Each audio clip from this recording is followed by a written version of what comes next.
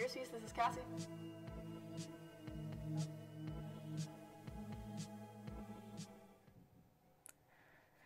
Hey, what's up, you guys? Yes, welcome to another episode of Crazy Cassie's Conspiracies.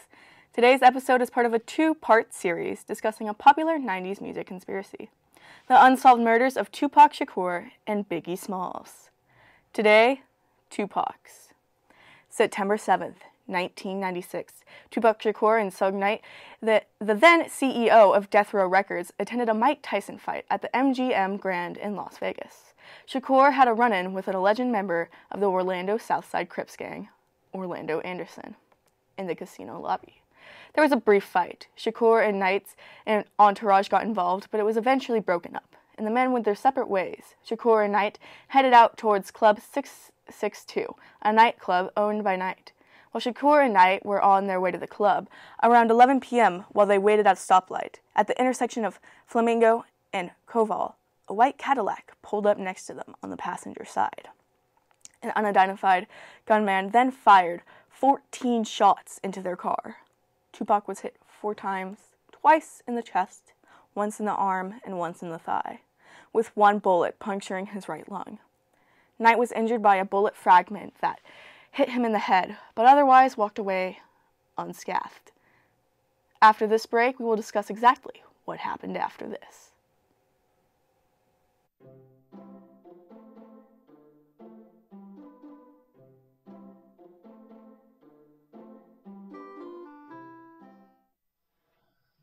My horse's name is Cracker. He's 13 years old.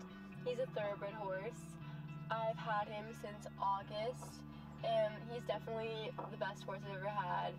He's a big personality, and we definitely challenge each other, so it's always exciting. When I was 2 years old, my mom stuck me on the back of a pony, and ever since then, I never shut up about horses. I can't imagine my life without it.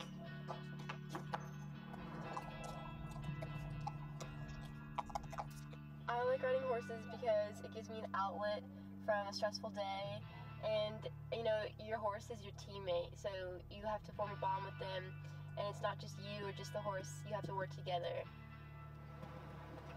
I ride 5 days a week.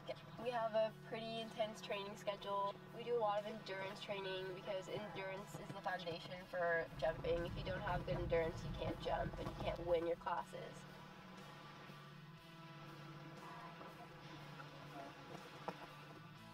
My favorite part of riding is definitely just the bond you have with your horse.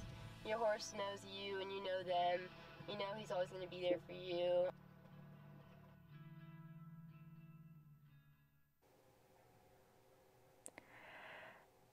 How's it hanging? Now we are back to discuss what happened after Tupac was shot. Tupac was then rushed to a nearby hospital after being shot, where doctors kept him alive for 6 days after his mother finally made the decision to stop treatment on September 13th, 1996 at 4:03 p.m. His official cause of death was cardiac arrest.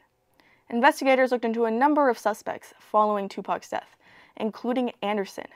Anderson's affiliation with the Crips would have made the shooting a gang-related retaliation hit. Members of a 10-car entourage following Knight and Shakur told officers that it was Anderson who fired the shots. But Anderson was later killed in an unrelated gang shooting, and the cops lost their lead. We will be back after another short break to discuss the theories.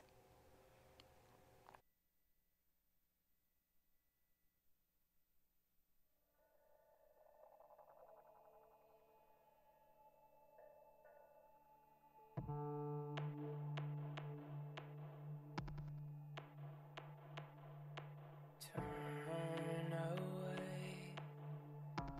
If you could get me a drink of water, 'cause my lips are chapped and faded. Call my Emery. Help her gather all my things.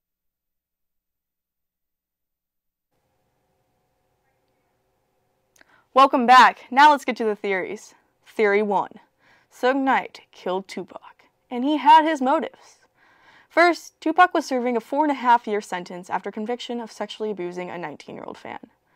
Knight offered to finance an appeal in exchange for a 3-record deal And since Tupac really wanted to get out of jail, he basically signed his life to Suge, leaving him owning Suge. So when he found out that, one, Tupac was allegedly planning on leaving Death Row Records, that made Knight angry.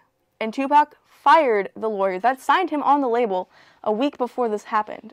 Also, 2, he owed Tupac a lot of money, which was confirmed by his mother. Now, on to Theory 2. LAPD says it was gang-related. A LAPD insider says a former leader of the Crips admitted that Shakur's death was revenge for this beating. It was a simple retaliation. You mess with one of ours, we will mess with one of yours, they said. As Tupac lay dying on the Las Vegas street, a police officer frantically asked him who pulled the trigger. Tupac's response was, "You." Those ended up being his last words. Las Vegas Police Department Detective Dan Long feels sure that both Shakur as well as Knight both knew the assailant. Long also states he doesn't think Knight was involved since he too was a victim. One recent documentary makes a bold claim that Tupac was the unintended victim of a plot to kill Knight, conducted by the mogul's wife, Sharitha. She strongly denied the accusation to People magazine, saying, "If I wanted to kill Suge, believe me, he would be dead. I don't want to make an attempt on his life with an innocent person whom I was very fond of, sitting in the car."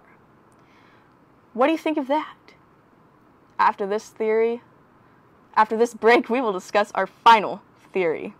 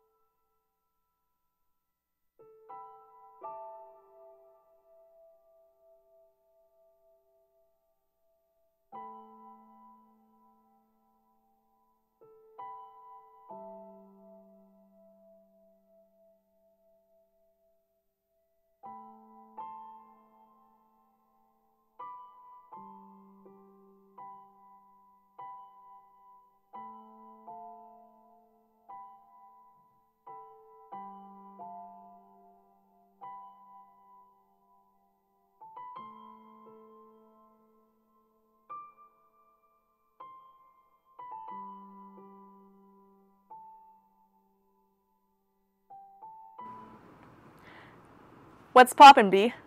Back to the final theory now. The notorious B.I.G., Biggie Smalls, was killed or was involved in this murder. Tupac and Biggie met in 1993. He was a year older than Biggie and would often give him career advice since he had a couple years more experience in the industry. But then, from friendship, it went to rivalry. By the mid-1990s, the West Coast had provided itself in the hip-hop world, with Death Row Records, the label that included Tupac, Dr. Dre, and Snoop Dogg.